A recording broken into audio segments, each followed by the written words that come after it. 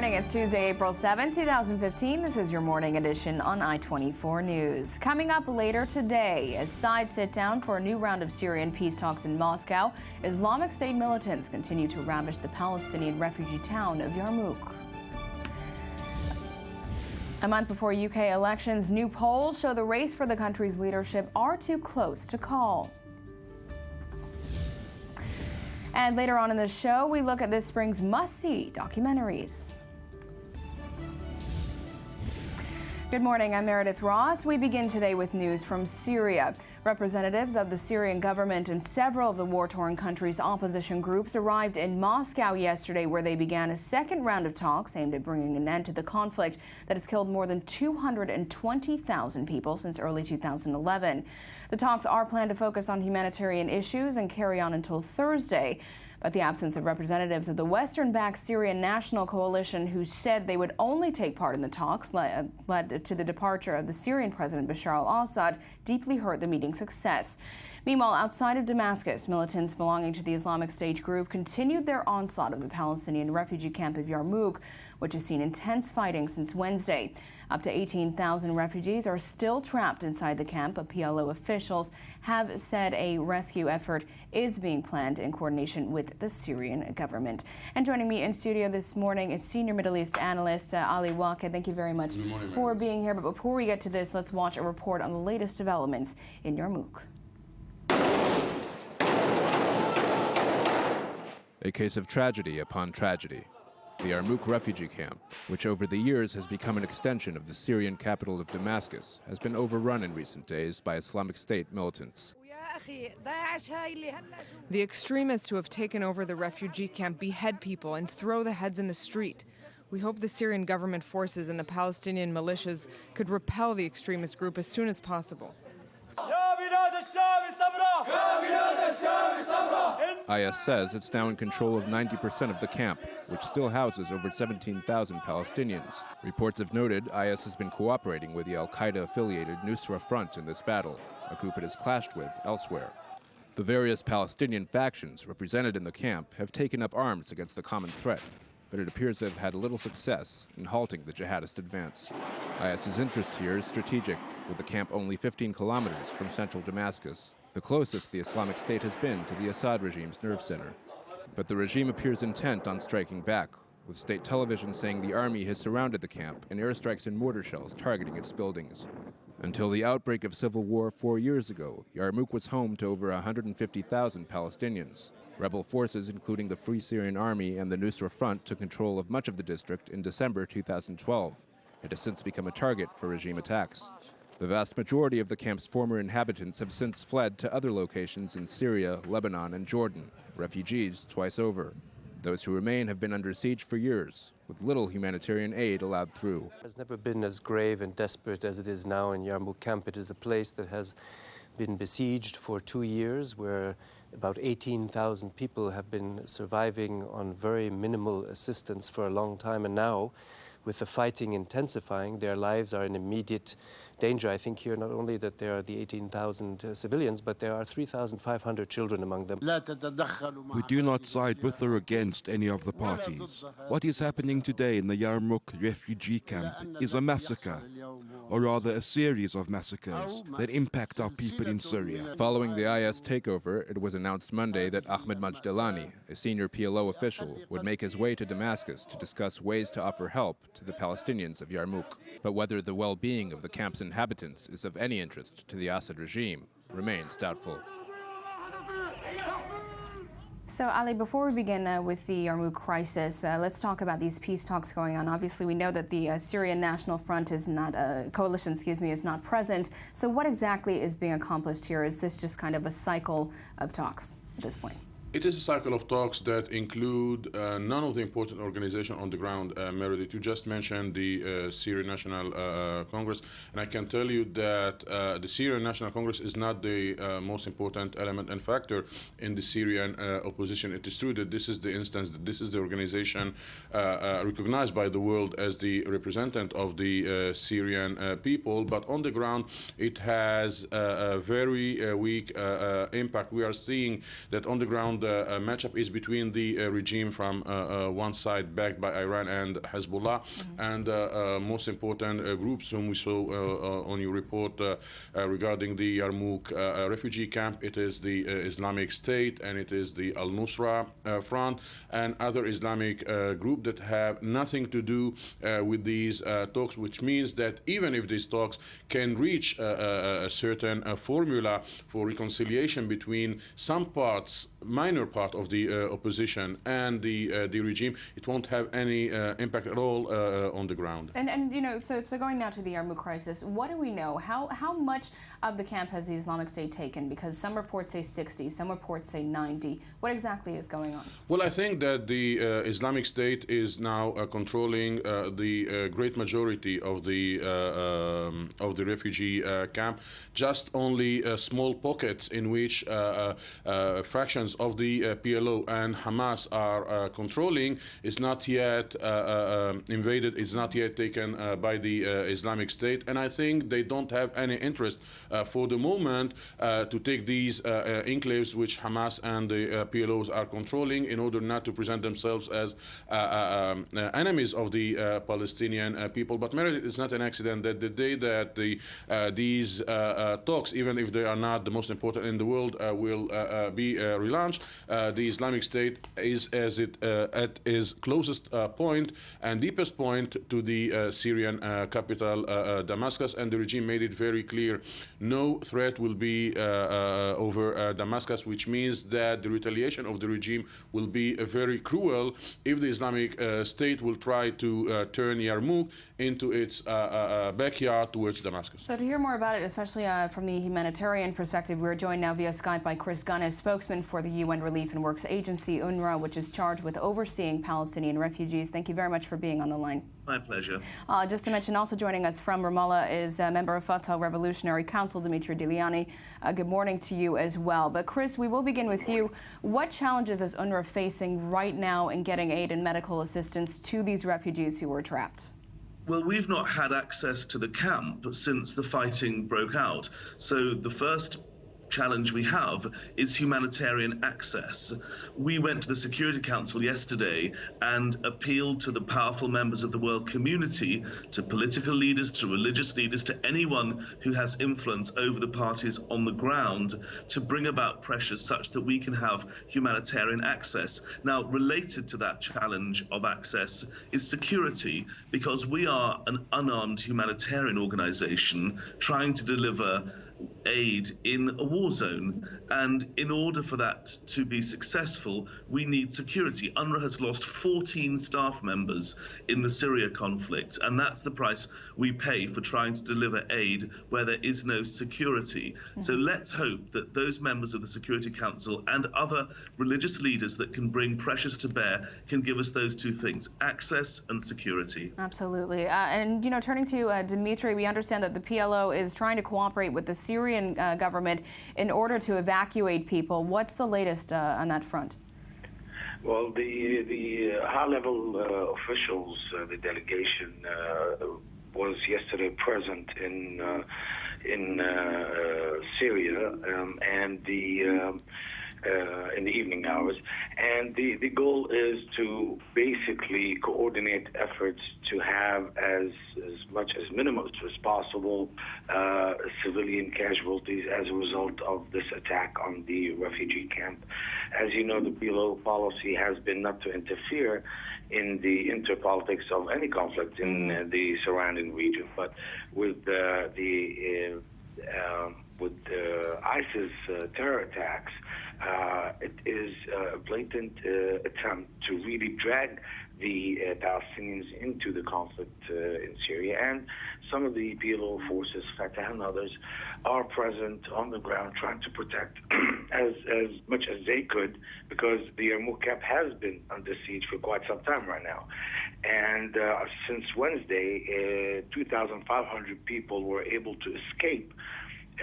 But as ISIS is grabbing more control of the refugee camp, and the surrounding areas are being under tight closure by the government in order to stop ISIS from advancing into Damascus from the southern side.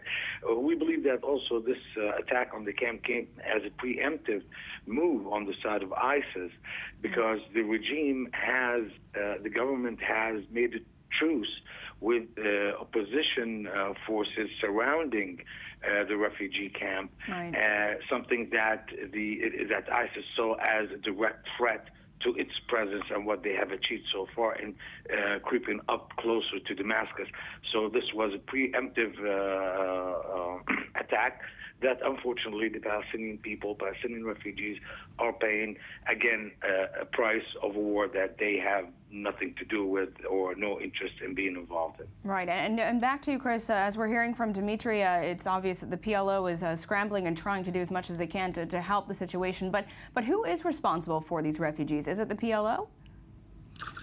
Well, the PLO is apparently the sole and legitimate representative of the Palestinian people, so why don't you ask Dimitri that question? As far as UNRWA is concerned, we have a humanitarian catastrophe looming, taking place in the lives of the refugees that we serve.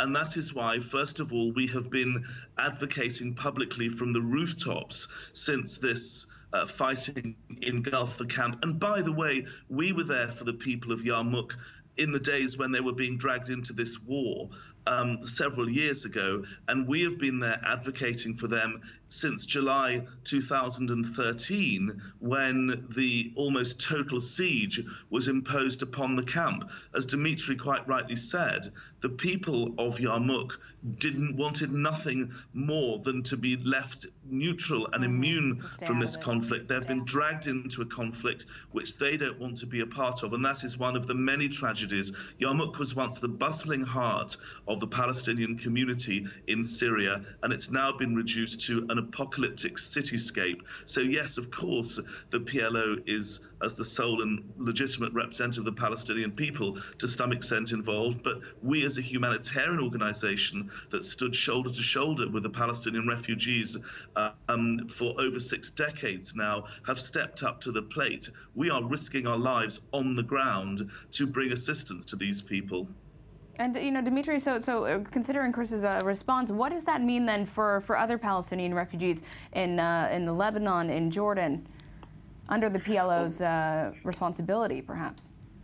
Well, the Palestinian refugees are part of our cause, and to resolve the issue and the catastrophe that they are still suffering since 1948 is a responsibility of the PLO, direct responsibility, and again, it's a responsibility of the international community. And the UNRWA has been doing a lot, and I cannot imagine what would the refugees' living conditions would be if it wasn't for the UNRWA, even within the West Bank.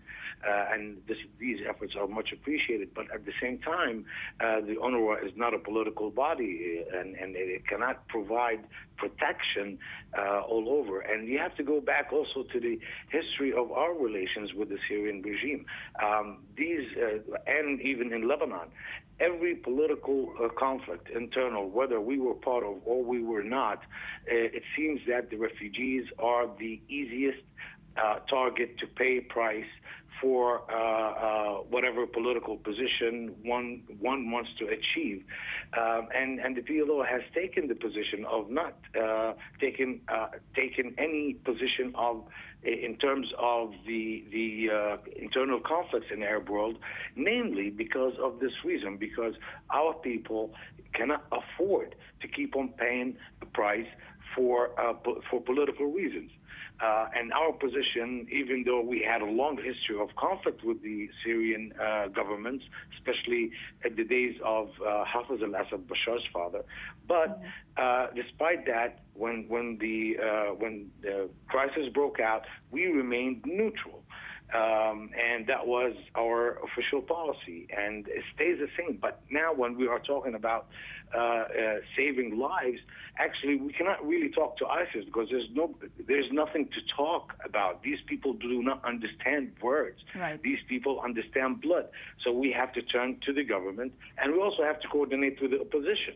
But ISIS is out of the question, and I know for a fact that our delegation will not be in contact with them whatsoever. Well, gentlemen, please do stay on the line, but we are turning back in studio to our Middle East correspondent, Ali Waqid. Now, as we heard from Dimitri, the PLO is trying to coordinate with the Syrian government rescue efforts, but the issue is the Syrian government, the regime is actually they've been dropping barrel bombs on the camp in order to ease the fighting, but that has been also causing civilian casualties. So how does this all move forward? Well, it is moving forward to a greater tragedy for the Palestinian refugee in the Yarmouk camp. But I think what Dimitri said is not 100% accurate, because some Palestinian factions or some Palestinian elements very early in the Syrian civil war or the Syrian revolution joined the Syrian opposition, joined some jihadist group. First, it was the Free Syrian Army, and then the Al-Nusra Front. On the other hand, we know that the PFLP General Commandment, which is an important Palestinian factions in the refugee camp, joined the regime in its efforts to fight the opposition. So the Palestinians were not neutral. It is true that the mainstream Palestinian forces in the refugee camp and in general kept a very neutral position. Right, this is what we've been hearing from. Exactly, but on the ground, some Palestinian factions were taking part directly with the regime and against the regime, and this was one of the main reasons that the refugee camp was put under siege by the Syrian regime, and now the Palestinians are trapped between the regime from one hand and the Islamic State on the other hand. Exactly. And apparently with no place to go as well. But Chris, if you're still there, I do want to just touch on quickly an upsetting development. There are reports that ISIS is now in control of the camp's hospital. Is there any word on if they're allowing people to be treated? Well, I sincerely hope that the international law obligations to protect civilians are going to be respected, and I say that against all hope. We don't have access to the camp, so it's very difficult for us to say whether they're in control of the hospital or not. What I would say is that in the days when UNRWA did have access to the camp, we always took in a medical team into the camp, and the medical situation in the camp is absolutely dire. There are very few medicines. We have reports of women dying of childbirth for lack of medicine. We have reports of children dying of malnutrition. That's how desperate the situation, the medical situation is in Yarmouk. All this in the 21st century in the capital city of a UN member state. It is an utter disgrace. It is an abomination. It's a shame on the entire international system that things can be allowed to get to the point, to descend to the point where people, children, women, civilians in a UN-protected community should be dying of malnutrition and should be dying in childbirth because there is no medicine. Well, certainly very dire circumstances. Well, gentlemen, thank you very much for joining us this morning to shed some clarity on this crisis. Chris and Dimitri and Ali, thank you very much for being here. And we remain in the region, but now turn to Iraq. Now that Saddam Hussein's hometown Tikrit has been freed from the grips of the Islamic State by Iraqi forces, Iranian-backed Shiite militias, and U.S. airstrikes, Iraq's government looks ahead to retake parts of Anbar province and Mosul. But the Sunni residents of Mosul, as in Tikrit, are between a rock and a hard place and wanting to be free of IS control, but fearful their potential rescuers, the Shiite militias, could deliver a much worse fate. Still with us, our I-24 News Middle East analyst, Ali Waqid. Thanks for still being here, Ali. And also correspondent Danny Swibel. Good morning to you. But first, let's watch a report by Danny that gives us a recap of the events in Tikrit and the unknown future that lies ahead for Mosul. Iraqi Prime Minister Haidar al-Abadi, accompanied by the army, police, and Shiite paramilitary leaders, paraded through Tikrit upon the retaking of the city after the Islamic State militant group captured the city last June as they swept through most of Iraq's Sunni Muslim territories, swatting aside a demoralized and disorganized army. With the completion of a successful military campaign, initially spearheaded by Iranian-backed Shiite paramilitary groups and finalized with U.S.-led airstrikes to strange bedfellows, Iraqi government officials sought to paint the entry into Tikrit as a national triumph. The security forces are in the service of the province and the people, and as soon as we are secured, the citizens will be able to come back under the care of the government, and all Iraq shall be liberated from the crimes of the Islamic State.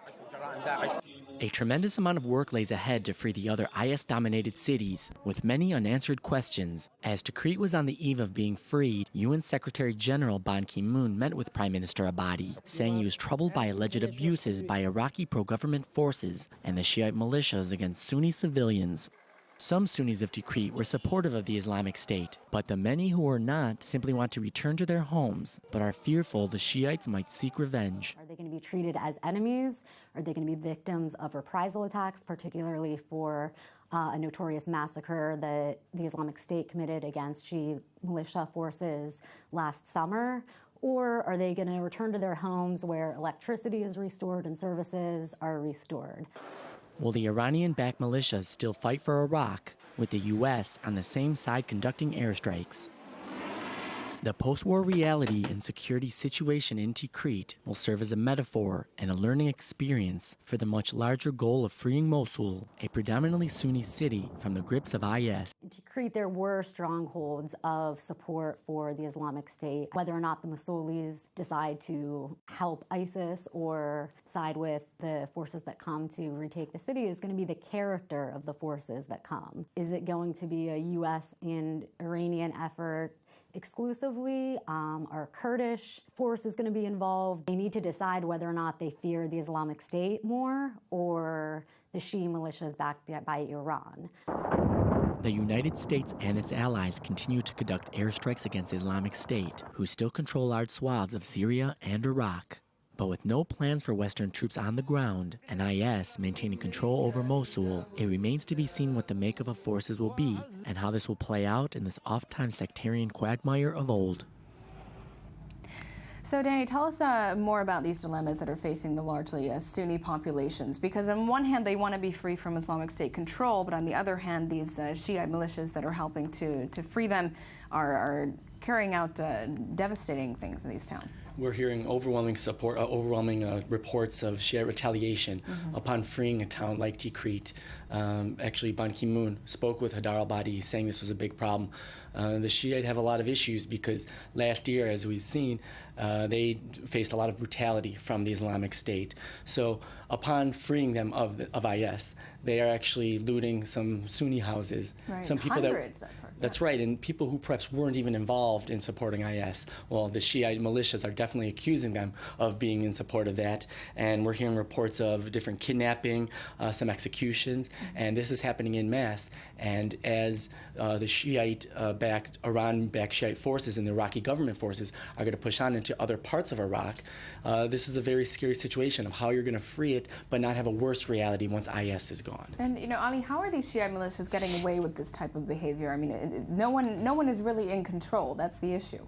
That's the issue, and the tragedy is that the Iraqi army by itself was not capable to free the city from the Islamic State, and it was in need of these Shiite organizations. And as we mentioned, as many Iraqis mentioned, that Tikrit will be a kind of a test case for the regime about their attitude towards the Sunnite minority of Iraq, and Sunnites in Mosul and elsewhere, they are seeing what is happening in Tikrit. So when the choice is to join the Islamic State to fight the regime, or to keep neutral, or to join the regime forces, I think the pictures we are seeing from Tikrit and the reports coming from there is not helping urging the regime to integrate the Sunni, the very big Sunni minority in Iraq, and of course not to create a gap between them and between the Islamic State and the other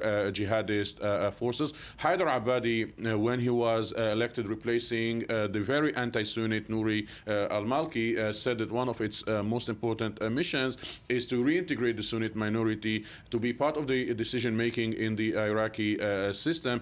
And now when we see the Iraqi Prime Minister getting into an Iraqi city backed by Shiites, some of them are foreign groups coming from Iran, coming from Pakistan, and coming from Afghanistan and elsewhere, it is sending a very clear message to the Sunni minority in Iraq that what was during the Nouri al-Maliki period will be most probably the case also under Haider al-Abadi. And speaking of minorities, Iraqi Prime Minister Haider al-Abadi visited the Kurdish city of Erbil yesterday for a meeting with the with the president of Iraq's northern Kurdish region, Masoud Barzani. The leaders were expected to focus on the Erbil-Baghdad relationship as well as military operations to retake Mosul. It is the first time al-Abadi has visited the northern Kurdish region of Iraq since he took office in September last year. Let's hear some of what he had to say. Our visit to Erbil today is to coordinate and cooperate on a joint plan to liberate the people of Nineveh. It is not in the interest of the federal government, nor it is in the interest of the government of Kurdistan region to encroach on the territories of Nineveh. Nineveh is for the people of Nineveh. We are cooperating in the interest of the people of Nineveh. We denounce any attack on the people's rights and properties, and for this reason we have identified those who offend our armed forces and offend the Hashid Shabi, and we have arrested a number of them. We assure all the people, whether they are in Anbar, Nineveh, or in all other areas that are still under the control of IS, that we respect all the people and we do not allow any encroachment on their properties, their rights, their lives, and we will endeavor to protect them. So how significant is it, especially at a time like this, that the Iraqi Prime Minister is meeting with the Kurdish president?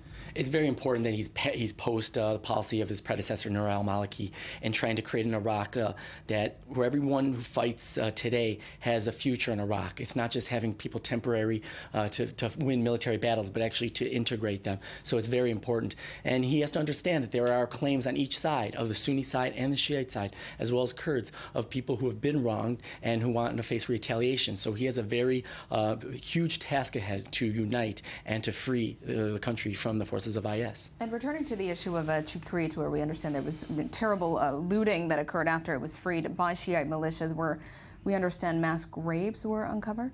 It is believed that these were actually some of the Iraqi forces and perhaps predominantly Shiite forces.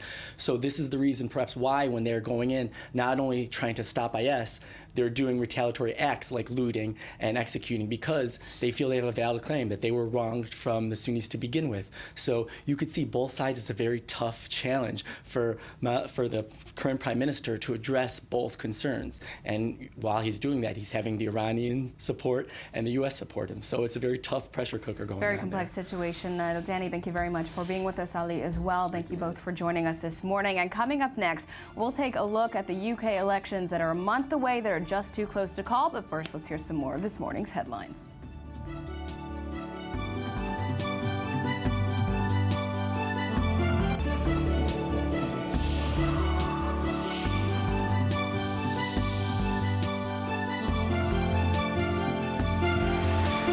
Welcome back. Let's say hello and good morning to I-24 News editor Sefi Efrati, who joins us to discuss the news you missed while scanning the headlines. Good morning, Sefi. Good morning. So what do you have for us this morning?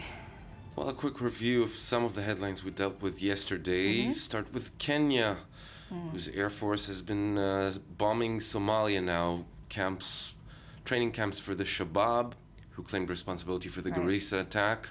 That's a first blunt move by the Kenya Army against these militants.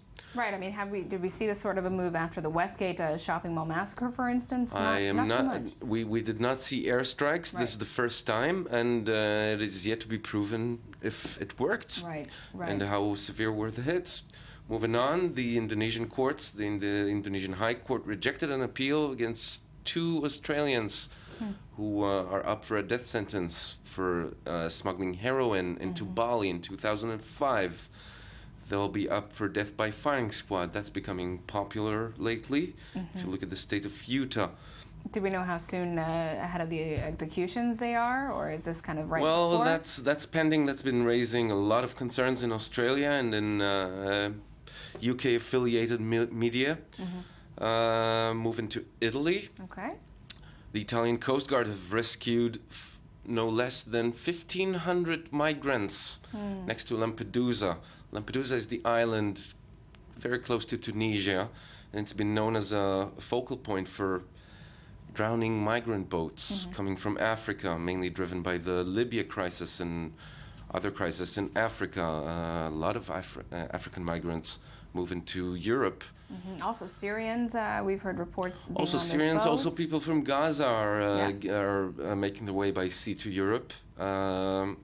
A lot of them are being stopped by the Italian Coast Guard at Lampedusa. Is there anything that you can do something about that? Because every year it seems as the weather warms up, you have just a wave of migrants coming and unfortunately sinking because they really pack these boats. I think it's really up to the EU now to confront this. It's a huge problem. Huge, totally underestimated problem. Yeah. And underreported in many cases. Yeah.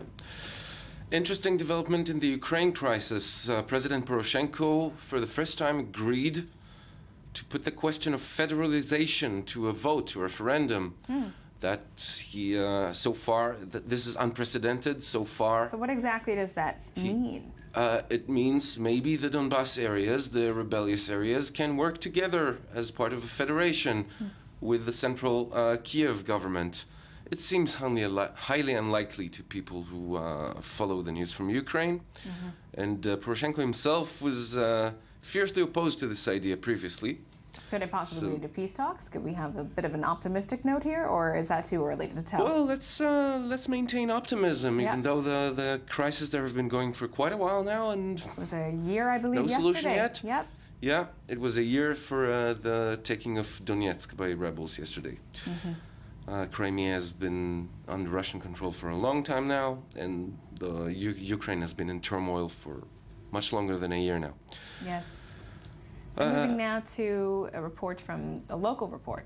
Yeah, 2 Israelis fabricated one of them's kidnapping in the West Bank in a case that alarmed the entire system in the country, the entire security system, the media. At the time, the media was about to receive the news of a breaking deal in Switzerland with Iran. They had to deal with this disappearance, the disappearance of a soldier. Who, it turns out, did not disappear at all. So they're about to be indicted, and I think the Israeli public wants to see them severely punished for this prank. Right, because I mean the search efforts were just enormous, and they spent millions of taxpayers' money in order to find this guy, because they lied. And they said that he was kidnapped. They made up this entire story that ended up after a few hours revealing that it was involved gambling debts and all kinds of sort of a mafia twist going on here. Very strange. Anything to get out of punishment. Yeah, so that was a really bizarre story. And as you mentioned, I mean, right on that night of the Iran deal, as the world was waiting, Israeli news outlets were So the entire world was was focused in Switzerland and Israel, of all places. The media in Israel didn't know where to go. Right. Went to the West Bank. That was a huge dilemma for editors, as we here in I-24 News remember. We remember that story well. Yeah. So moving on to the Boston bombing trial has reached its closing arguments stage. Joar Tsarnaev, the remaining of the 2 bombers, is about to face death penalty, as it seems. The defense said simply there are no excuses for what he's done. Well, that's a non-convincing defensive line. The prosecution said this man brought terror to the streets of Boston.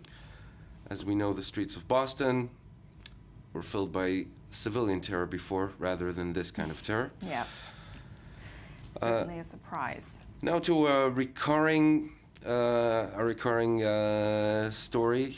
The Jerusalem syndrome affects also the scientists. Now an Israeli geologist thinks he has found the tomb of Jesus. This is not the first time such a discovery has been said to have been made. Really?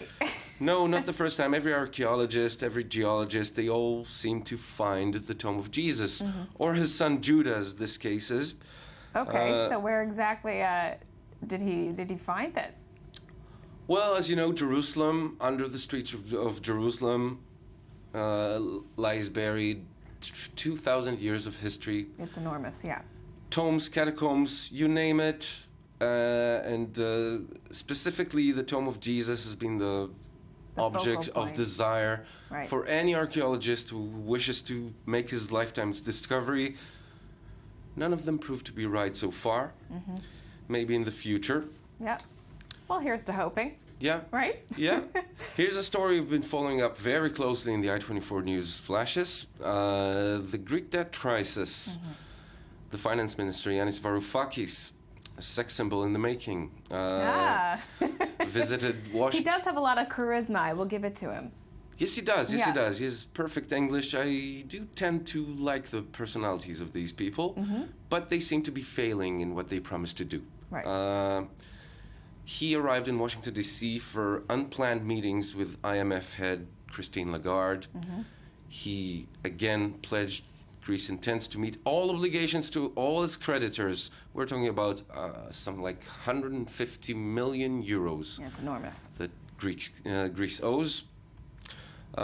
Still in big effort to repay those debts, and they also they find themselves in a tight spot. Try to reform the country as well. Promise to reform the country completely. See how they do. We will continue following that closely here. Steffi, thank you very much for being here. Thank you so much for having me.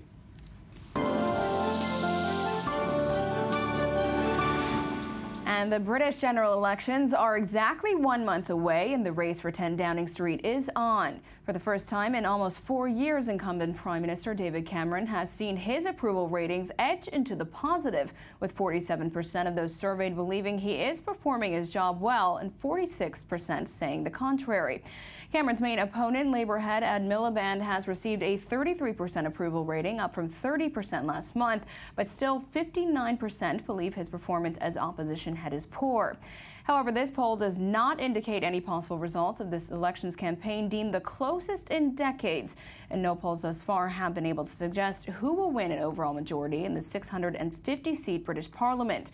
Last week, Cameron and Miliband faced off against each other as well as against 5 other political rivals in a televised debate, which left the press split, unable to declare a clear debate winner. So what lies ahead in the coming months? To break this down, we are joined via Skype from London by I-24 News London correspondent Jonathan Sastrodati. Thank you for being with us. Good morning. But first, let's take a look at the following report and continue the discussion from there. Like so much in the United Kingdom, things begin with a centuries-old tradition. By the Queen, a proclamation for declaring the calling of a new Parliament. Britain goes to the polls on the 7th of May in a general election that opinion polls suggest is too close to call. That is the big argument of this. Neither the Conservative Party nor Labour look set to win a majority, raising the prospect of another coalition or a minority government. Prime Minister David Cameron is fighting to keep his job by focusing on Britain's economic recovery.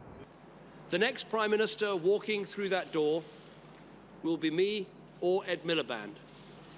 You can choose an economy that grows, that creates jobs, or you can choose the economic chaos of Ed Miliband.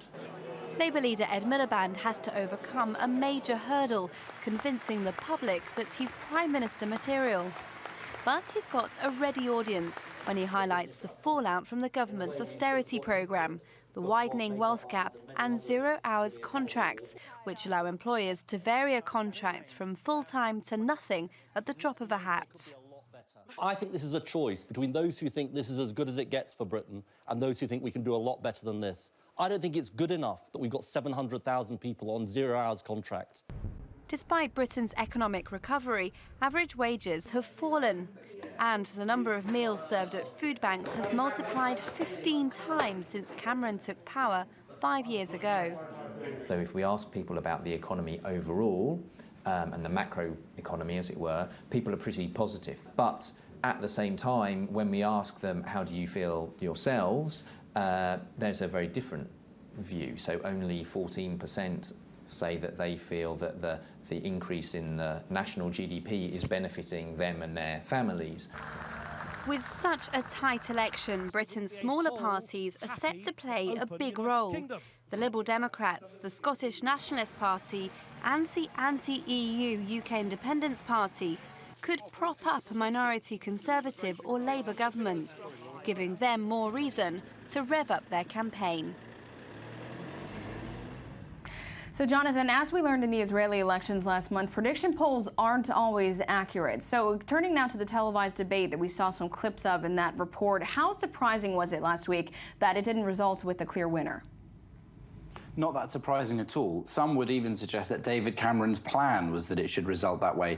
We didn't have a head-to-head of Labour's Ed Miliband and the Conservative Party's David Cameron. Instead, we had what Mr. Cameron insisted would happen, which is 7 different party leaders all standing at different podiums, having short amounts of time to argue about policy. And what this did was, in effect, dilute the debate so that the incumbent, David Cameron, didn't have the same threat he would have done from, let's say, Ed Miliband on his own, or Ed Miliband and Nick Clegg, the leader of the Liberal Democrats Party, which is the third party currently in government in coalition with the Conservatives.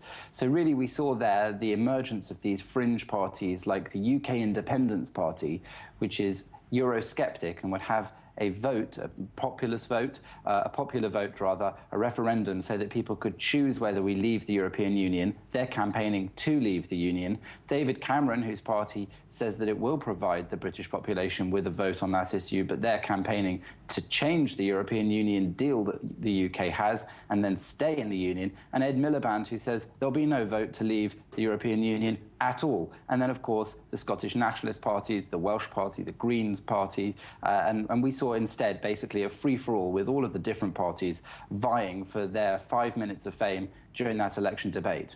And going back to the EU referendum that you just mentioned that Cameron is pushing for, do you think this will hurt or help his popularity in these elections? Well, just in recent days, David Cameron has been trying to appeal to UK Independence Party voters, saying that they should come home to the Conservative Party and vote for him. He points out that there can only be 2 different prime ministers as a result of the next election, either himself or Ed Miliband, the leader of the Labour Party.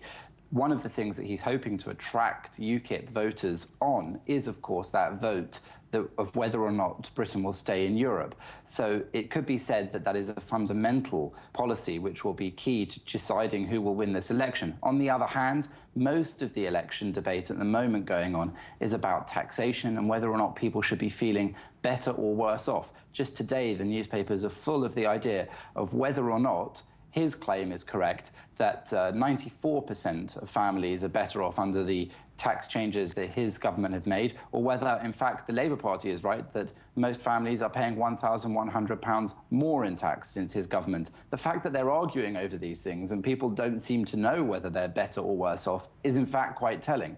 It shows that there really isn't an awful lot in this particular debate, and the parties are left squabbling over details which people find it very hard to decipher and determine themselves. And Jonathan, what are some of the other core issues that the leaders will be addressing in their campaigns in the next month? I mean, student loans have been an issue, especially in the last election as well. Do you think this will be a core issue now? Well, with tuition fees having been tripled over time, so that students are now paying much more to go to university, the Labour Party is hoping to appeal to students and parents of new students in reducing that amount. The Liberal Democrat Party, which made up part of the coalition of the last government, had in fact promised that they would not increase those tuition fees. And then, of course, the government did do so, resulting in an apology from Nick Clegg, the leader of the Liberal Democrats. So that is one key issue as well as the economy in general, whether or not people are feeling the resurgence of Britain's strength economically. Well, it will certainly be an interesting month ahead. Jonathan Sacherdani, thank you very much for joining us. Thank you. And coming up next, Rolling Stone magazine retracts its explosive article on gang rape at the University of Virginia. But first, let's hear some more of this morning's headlines.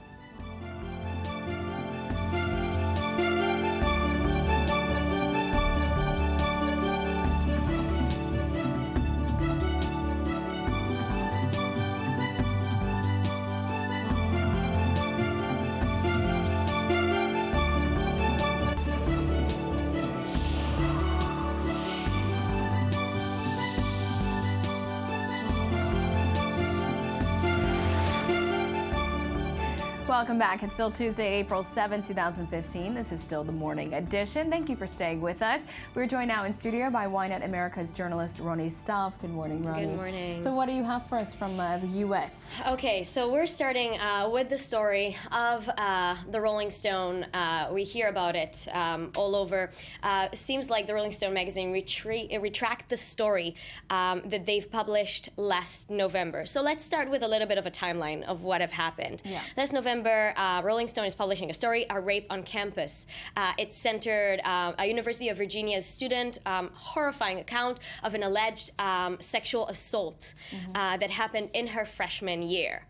Now, the story went viral. It had 2.7 million views, and it seems as if it really created a very strong momentum as to what is going on in universities, in colleges, and that sex assault is almost an integral part of the life of fraternities in universities and colleges, which is such a major part of the life there in general. Right, and it inferred also that this supposed gang rape was part of maybe even an initiation in one of the fraternities. Yes, absolutely. So. That it was like a little ticket in order to get into one of the fraternity houses, and it fused major protests in the University of Virginia and outside of it in different colleges around the states regarding the rape culture, the culture of sex assaults in colleges and in universities, and it created such an important momentum in order for these voices to be sound.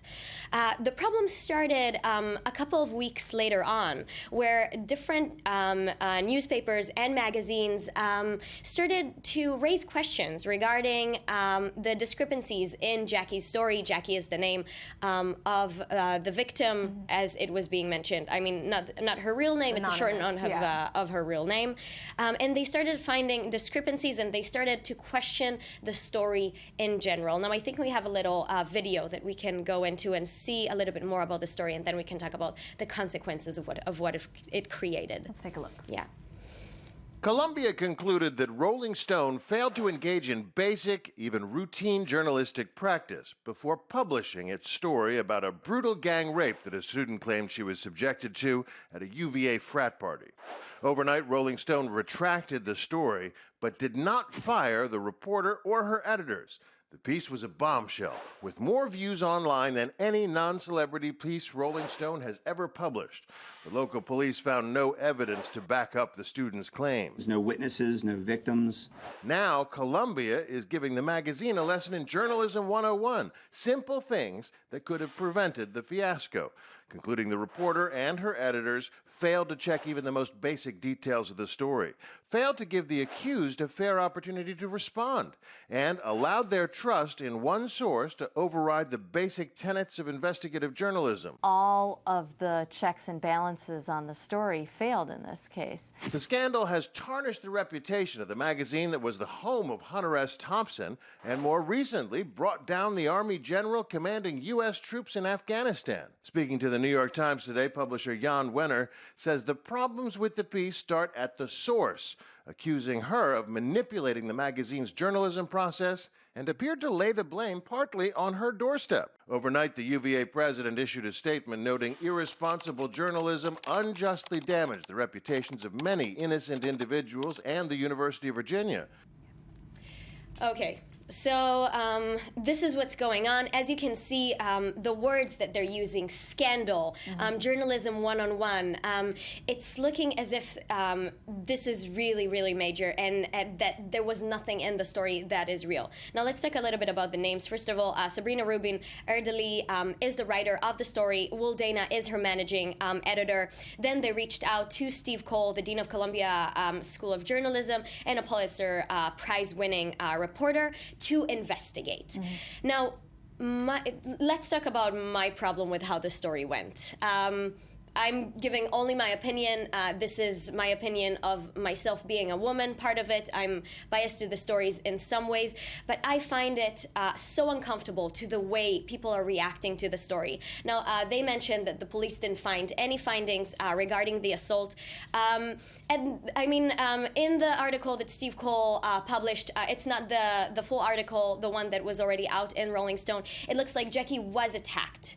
We're not sure what happened. It was not as as horrifying as the story, and not as explicit gang rape as it was written in the story, but at the same time she was attacked. So you're saying that people are just quickly jumping to the conclusion that they would rather believe it quickly that it didn't happen. They would rather just discount the entire credibility. Exactly, and we have a major problem with that because it creates such an uncomfortable and problematic situation for rape and sexual assault victims around the U.S., around the world, thinking that they will be questionable in any way possible. Jackie is maybe a specific individual, but she's also a phenomena that is happening throughout the states.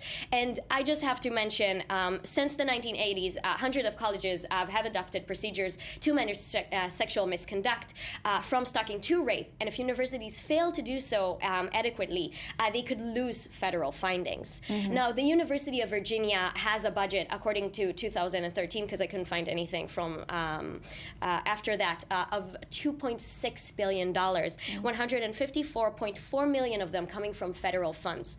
And I just want to put the question out there, is it really just a question of discrepancies of journalism one-on-one, or is there a fear factor that brought Rolling Stone to, instead of just apologizing, saying, yes, there were some discrepancies, yes, we didn't investigate it the right way because we were handling a post-trauma victim and we were not able to do it the right way? Was it really necessary to create such an investigation by the Dean of Columbia University in order to really go into the depth of it? It's a whole trend of blaming the victim. Exactly. And even in saying that we're not sure what has happened to Jackie, we're not sure how honest she was. But the question is not what is going on with Jackie and what did Jackie wanted to get from this article, but why did they choose to then create such an effect? Yes. And I'm just saying, I think there's a huge fear factor that is talking here, and I think that we should all, as much as we should look at her story with a little bit of a biased approach, maybe we should look at the news story and the retracted story with a little bit of a biased approach. Well, obviously this was the main topic of this segment, but we do have time for just one more other cultural story. Okay, so completely different. Yes. George R.R. Martin, the creator of Game of Thrones, is creating another series. Now, the fans are already super excited for him to complete the 6th book in the Song of Ice and Fire saga, but he already set his eyes on another project.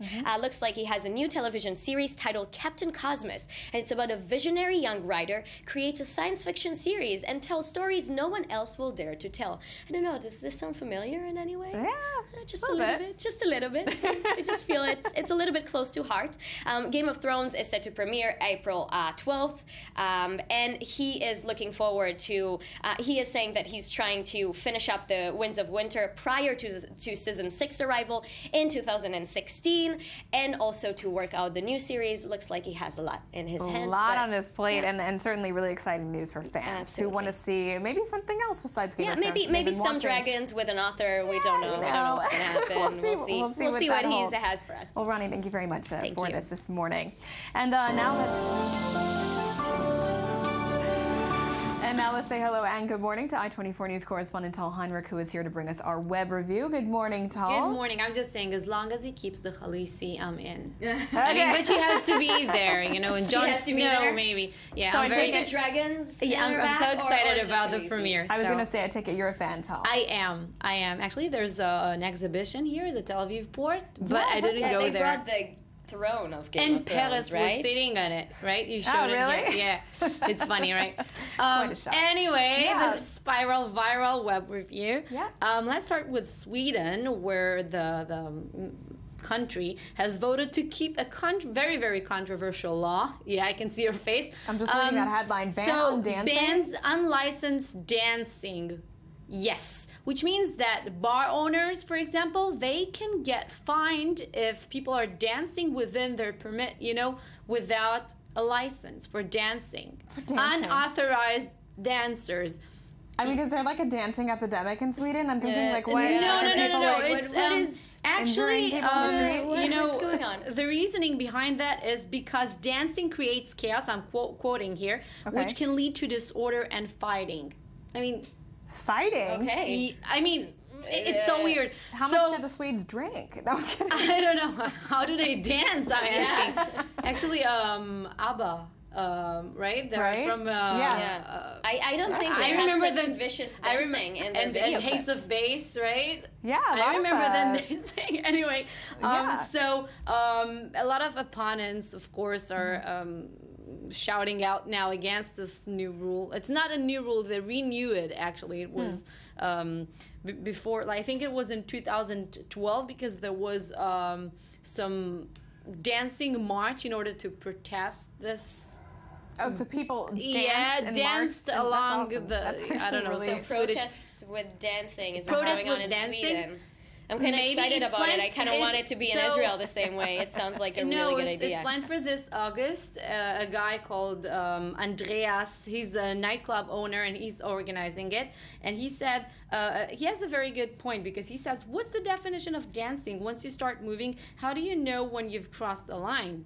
Right? Yeah. It's ludicrous to think stuffy politicians are really the right people to decide this, and I'm totally with him because, I mean, you can move your feet, and this is dancing. You can dance slowly. We can dance crazy. Yeah, I'm just thinking, you know, like if you start dancing on the street, what is an officer going to arrest you? I mean, what?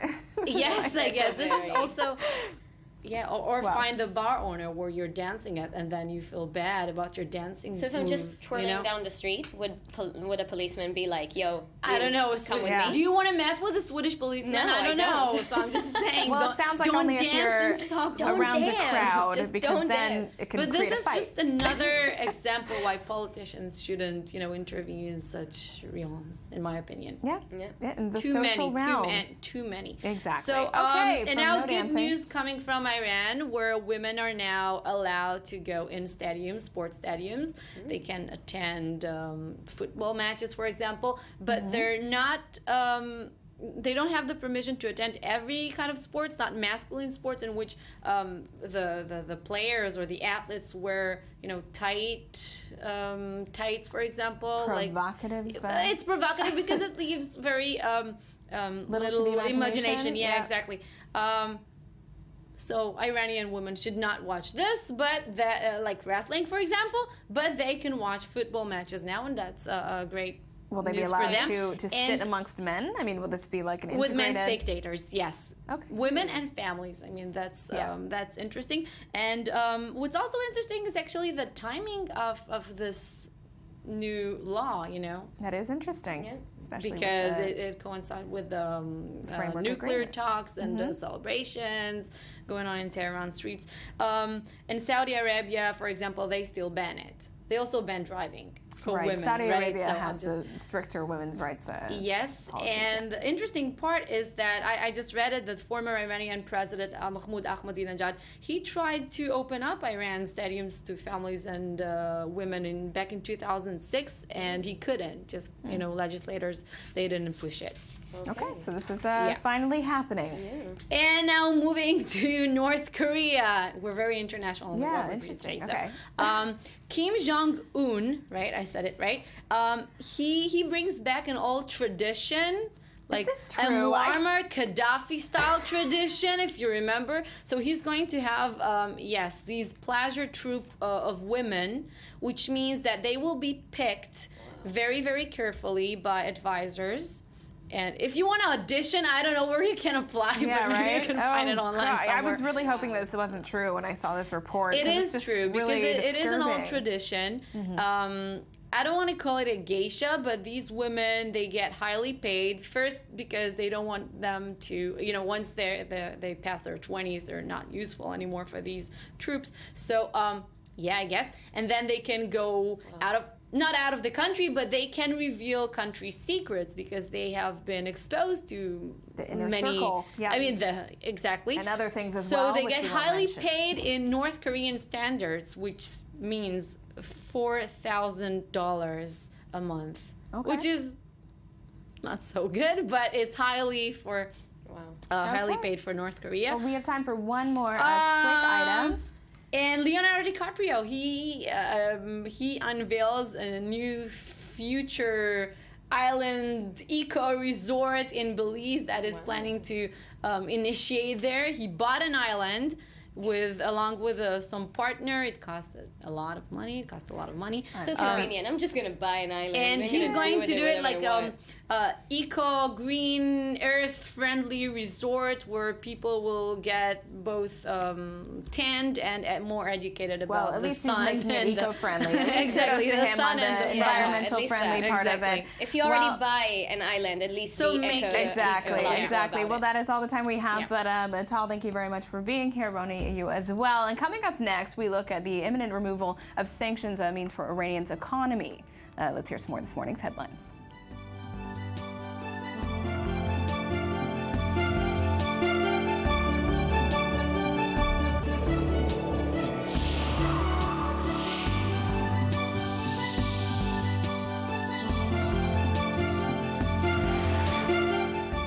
Welcome back. We're joined now by the Economy Magazine host, Benjamin Chung Alvarez. Thanks for being here this morning. Thanks for having me. So it's all about Iran today. It's all about Iran. Yeah. Well, essentially, we just came to a framework agreement with Iran, right? The P5+1 and Iran. It's something that has been in the works for a very long time. What does it really mean? We have a video report. Let's see it. On April 2nd, Iran and 6 world powers reached a framework agreement for Iran's nuclear development in the upcoming decade. Iran has agreed to curb its nuclear activity by reducing the size and grade of its uranium storage, the number of centrifuges that enrich uranium, and the maximum fissile purity of the machinery. Iran's Foreign Minister, Mohammad Javad Zarif, returned from the Switzerland negotiations with overwhelming applause from many of Iran's citizens. Iranians have high hopes for a boost in the economy once the agreement is settled. Currently, the unjust and unilateral sanctions have affected our auto industry, our aviation industry, our oil tankers, and etc. Our assets have been blocked in other countries. Hopefully, this nuclear deal and lifting of sanctions will cause us to witness an upward trend in the country. The compromise is a momentous moment towards potential reconciliation between the United States and Iran, since they became adversaries during the 1979 Iranian Revolution. However, the deal is not set in stone yet, and some Iranians are skeptical of the agreement and its upcoming review process. In my view, if this deal is going to end up against our best interest in nuclear technology, then it's better if it doesn't go through. The deal may not be favored by everyone, but many Iranians understand the talks in Switzerland had many aspects to cover and were not starting on easy grounds. After all, we were stuck between a rock and a hard place, so to speak. When the new nuclear negotiating team entered, they were able to save the system from that position both in the field of foreign policy and even domestic policy. We reached a historic understanding with Iran. There is still a long ways to go before the nuclear agreement is finalized. U.S. President Barack Obama and Iranian President Hassan Rouhani must get the deal approved by the conservatives at home. Both leaders took a large risk by opening the dialogue, so there is still much left up in the air.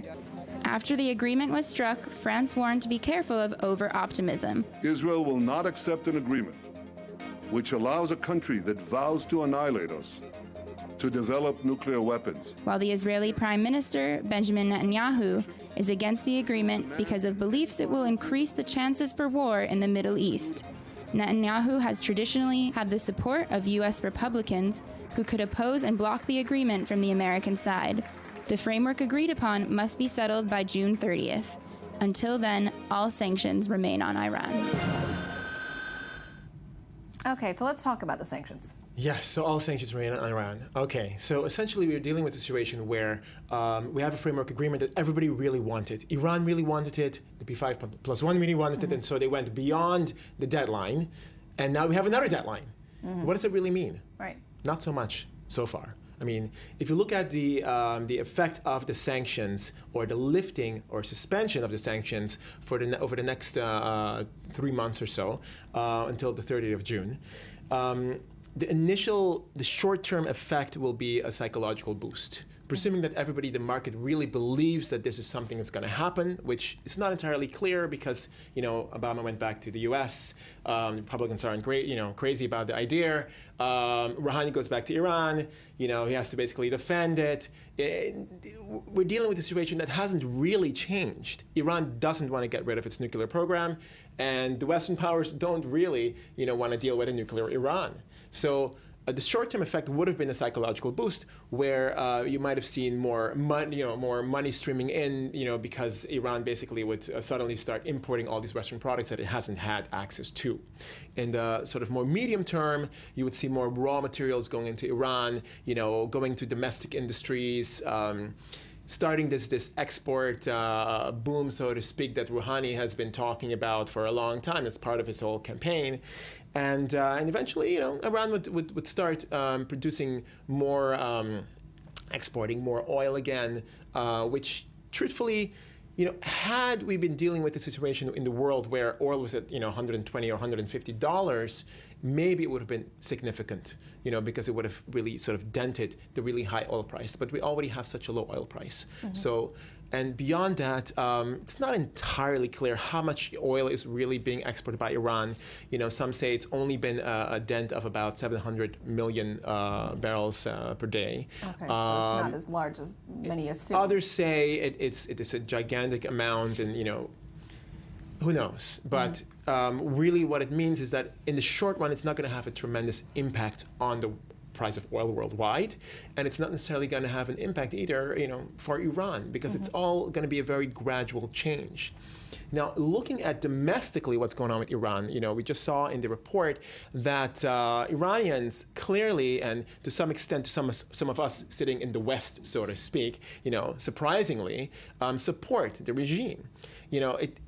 The sanctions actually have really helped entrench, to some extent, the Revolutionary Guard, basically, portraying the outside world as this evil axis of powers that are, limiting you guys. They're not giving you access to proper medicine and foods. The access to medicines, according to some sources, fell down to about 20 to 30%. Prices skyrocketed. Why did prices skyrocket? Inflation is also related to the fact that the people, the businessmen, as happens in a lot of places where there are sanctions, that are closest to the political echelon, so to speak, they benefit. They basically take in whatever comes in. They resell it at a higher price. They manage to get around. They manage to get around, and those same people profit from it. They profit from it tremendously, and so there's Iranians are aware of it. But at the same time, they say, well, but you guys put the sanctions here, so you guys ultimately are responsible. Mm-hmm. So who knows? Who knows where all of this is going to go? Back in 2009, when Iranians stepped up and said, hey, no more of this, they were crushed.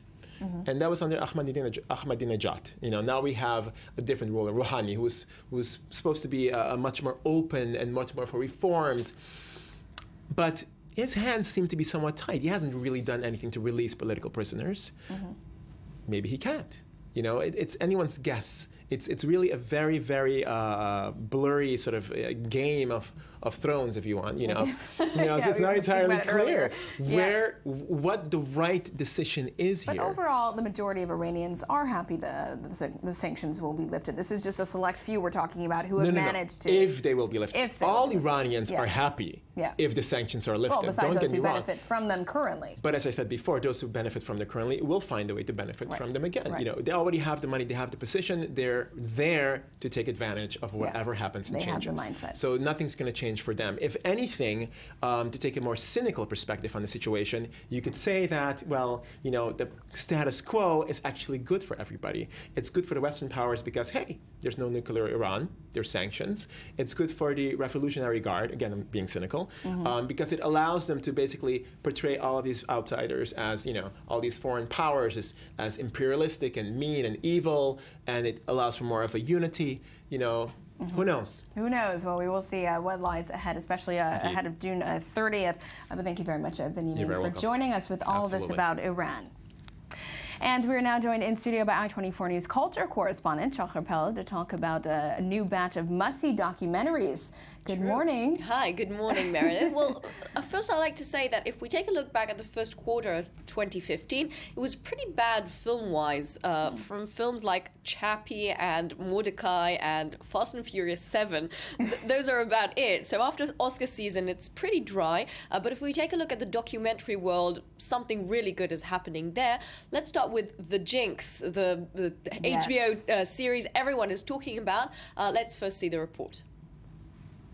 This morning, preliminary hearings coming to a screeching halt for Robert Durst, awaiting trial for murder, as this Louisiana courtroom has become the scene of shouting matches between prosecutors and Durst's defense team. It sounds like to me they're trying to hide the ball. Defense attorney Dick DeGuerin filing this motion overnight, asking the judge to declare Durst's arrest in a New Orleans hotel illegal after prosecutors called no witnesses. And despite being subpoenaed by the defense, 2 FBI agents and a state trooper never showed up. We're entitled to cross-examine the witnesses against us. You cannot cross-examine an affidavit. The agents were supposed to testify about the warrant used to search Durst's room, where they discovered a .38 caliber special revolver and marijuana. DeGuerin says there was no probable cause, and because of that, the prosecution's case is shockingly inadequate.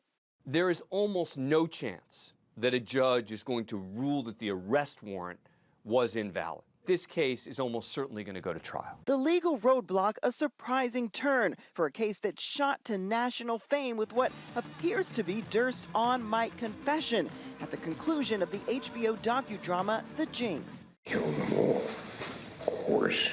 The judge issuing a ruling on Thursday, postponing the trial for at least one more week, pending the outcome of an April 9th hearing to determine whether Durst can be extradited to California to face the first-degree murder charge, and saying the missing law enforcement officers may be held in contempt of court for what DeGuerin called a misguided attempt to conceal facts. So a really interesting thing about this documentary is better that than any thriller, novel, or movie we could expect. Because it just reflects reality, and there's just that big shocking confession. It's amazing. So I'd like to take us back. Back in 2010, we had Andrew Jericho, who had this somewhat of an obsession with wealthy Robert Durst, the wealthy heir and the man who managed to dodge 3 murder convictions. And he made a movie called All Good Things. Durst was so impressed by this portrayal of his life that he actually phoned Jericho and told him that he'd like to be interviewed personally by him. And this is how this documentary came to life years later. And indeed, the fact that it resulted in finally his confession, one might say. He was alone in another room, but with the mic still on. And as we heard in the report, he just said, "I killed them all." The police is taking this as a confession for all 3 murders throughout 3 decades. This is incredible, and the fact that a documentary film by HBO is what managed to really bring this to bring change into this incredible story and make this great revelation. This is a brave move on behalf of HBO and Jericho. Brave. I mean, how did this? It just I heard this story and it's like, how did this come to be? Well, first of all, all, golden rule of media: never ever say anything with the mic on that you would not like repeated to anyone else. This man, I think, gave so much of his trust to this production because he initiated the first attempt at making this interview. And once again, you go through these 6 episodes of the HBO series and you are just overwhelmed by this story that really I don't think any movie or thriller novel could have done things better. Yeah, but let's move on. Compelling. Yeah. A second interesting documentary everyone is talking about is by Oscar winner Alex Gibney. We remember him from his most famous documentary, The Armstrong Lie, about Lance Armstrong, of course. And he's out with a new documentary also on HBO HBO premiered late March. It's called Going Clear, Scientology and the Prison of Belief, following the book with the same title from 2013. And as titled, it's a very, once again, brave look into the practices of this very controversial religion called Scientology. As well. They don't like to have, many of their practices exposed. Secretive. Now, this is what is so courageous about it. First of all, one can almost get sued by even mentioning the word Scientology. So the very, very strong and rich church that really keeps its secrets very close to itself and does not want anyone making such documentaries about it. And furthermore, it includes more than a few members of Hollywood in it. Absolutely. That's how it's really come to fame. Yes, actually. Exactly. From Tom Cruise especially to John Travolta and director and producer Paul Haggis, who himself was 35 years part of the church and is interviewed in this film, trying to explain what is really going on in there. Now, the church denounced the filmmakers and the interviewees so harshly from advertising full-page advertisements in the New York Times and Los Angeles Times. Gibney mentioned how difficult it was to find a production company which would license the materials, and HBO for the first time decided to really take this in-depth look into Scientology. But how did they achieve that? I mean, was there a lot of undercover kind of work? Amazing. Yeah. They used burner phones to contact the interviewees. They filmed in secret places and without anyone knowing that the production was underway and where they were filming. Extreme measures of secrecy were taken into account in order to dodge any kind of lawsuits or anything that could make the church stop what was eventually a really interesting result. There are mixed views on the documentary itself, but the fact that it reveals so much, it's incredible. Really compelling stuff. Well, it's certainly the year of HBO, it seems like. They've really taken some brave moves, really interesting stuff. I would love to see these. Thank you very much, Shahar, for being with us this morning. And that's it for our show today. Thank you for watching. You can follow us on Twitter and Facebook and watch past episodes on i24news.tv. We'll be with you again tomorrow for the show you simply must start your day with. Have a great day.